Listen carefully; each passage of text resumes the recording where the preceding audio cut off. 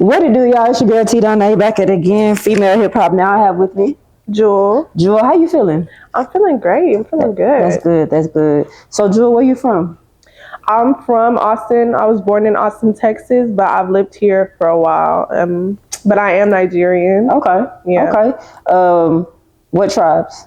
So my mom is Calabar and my dad is my mom is Calabar and my dad is Igbo. Okay, that's dope. That's dope. So growing up in Austin, like when I first went to Austin, I went to this show called Curly Kiki Coily Fest. I probably said that wrong. Shout out to Jaquita B. I was there filming. I saw the blackest experience in Austin. I've been to South by Southwest, but there's black people from everywhere. Mm-hmm. I was chilled with native Austins that made music, did nails, did everything. And so I hear a lot of people say Austin's not black enough. Was that your experience living in Austin?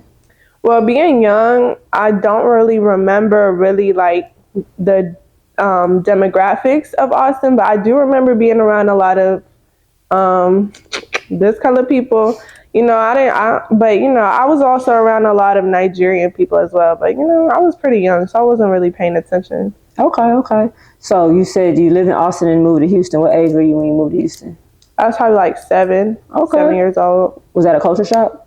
A little bit. It was way more diverse out here. A lot more people out here. Okay. Diversity and stuff like that. So speaking of diversity in Houston, how do you feel you're pushing the Houston's culture with your music? I definitely be shouting out the H in my music, sometimes, but I feel like I'm just representing just by being me, just by living here and being an artist out here. I feel like I'm representing.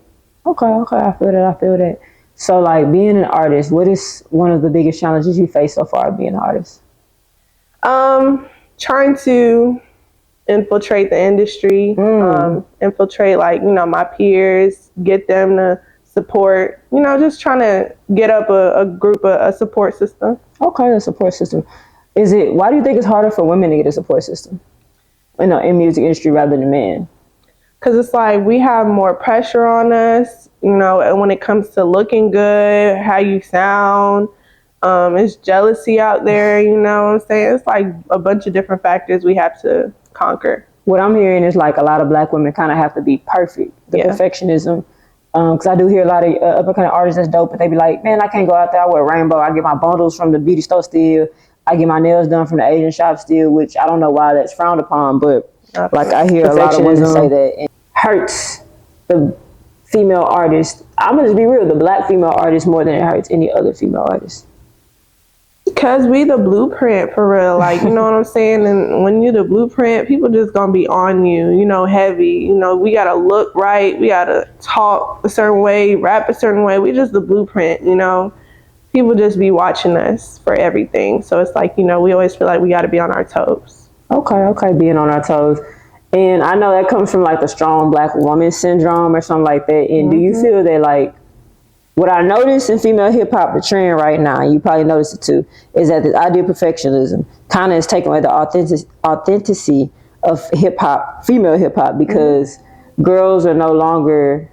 I grew up in the early 2000s, so I listened a lot like Emil, Foxy Brown, and stuff like that. As I got older, I would listen to their albums. I noticed that they have like some like, they're talking about Gucci, Louis, Prada, and a man got to have a bag to be with them, which is not something that's understood. But at the same time, they talking about like Foxy Brown on China Doll, My Life. Let me tell you what I know about my life. Yeah. Emil got a song called Quarrels talking about like other things in the industry, forcing people to do things they don't need to do, and it's not meeting her standards or her morals. And so we don't really hear that no more from female rappers. It's all about, an album will be about one thing. I know the City Girls kind of hit on it with Enough Is Enough and Tighten Up. Yeah. Megan gave us like good girl. No, Bad Bitches Have Bad Days too. With Traumatized. Lotto kind of does it a little bit when she talks about her relationship vulnerability with her ex in her last relationships. I'm trying to see if I hear it from Cardi B. I don't know for sure, and I love Cardi, but a lot of female rappers are scared to be vulnerable on a track. Oh yeah. Why do you think is that? Cause they be feeling like, I feel like they feel like we gotta keep people engaged. I don't know if maybe they feel like that's the only way to keep people engaged, or they'll lose support if they get real. I don't know what the case may be, but I feel like it's definitely, having to do with peer acceptance and just, you know, keeping people entertained, and that ain't it. You know what I'm saying? Like, yeah. It's not about that. At the end of the day, this is your art. So I feel like you should create whatever you want. You should be real. Talk about whatever you want. It's not about what people want to hear. I mean, it is in the industry. It is, but it's like at the end of the day, you got to remember, because that's how you lose yourself. That's how you lose your passion, your zeal.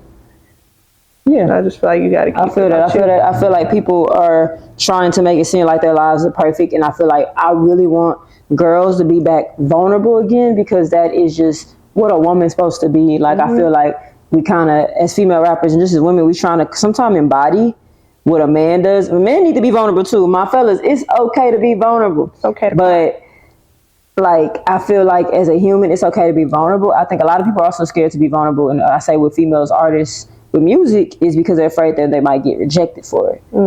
Yeah. Is that something that, like, you think that bothers a lot of female artists? Oh yeah, for sure. I feel like, I mean, that just goes back into like acceptance. Like, I feel like female artists feel like they're not going to be accepted by the community, by the culture, if they, you know, get real, get vulnerable.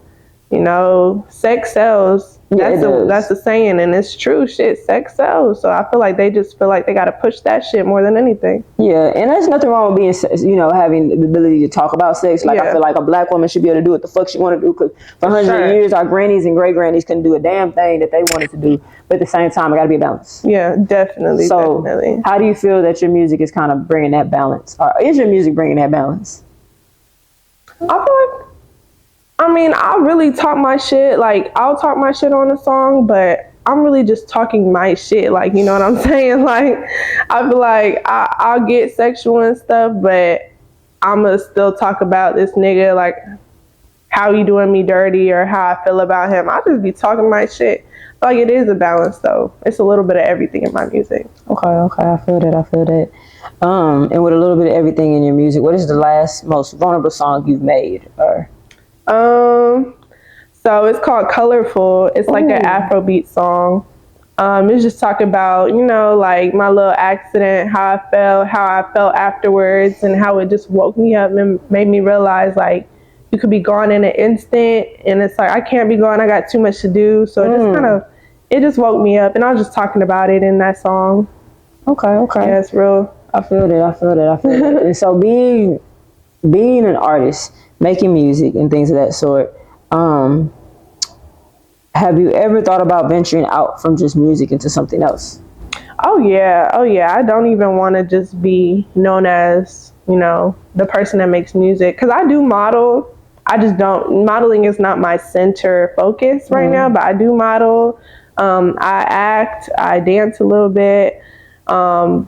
I really want to just like do everything. I want to start a label. Like, I want to sign people, you know what I'm saying? Music is just like my gift given to me, but I plan to water it, you know, and make it grow and do a lot of stuff with it. Okay, we plan to water it and make it grow. I like that.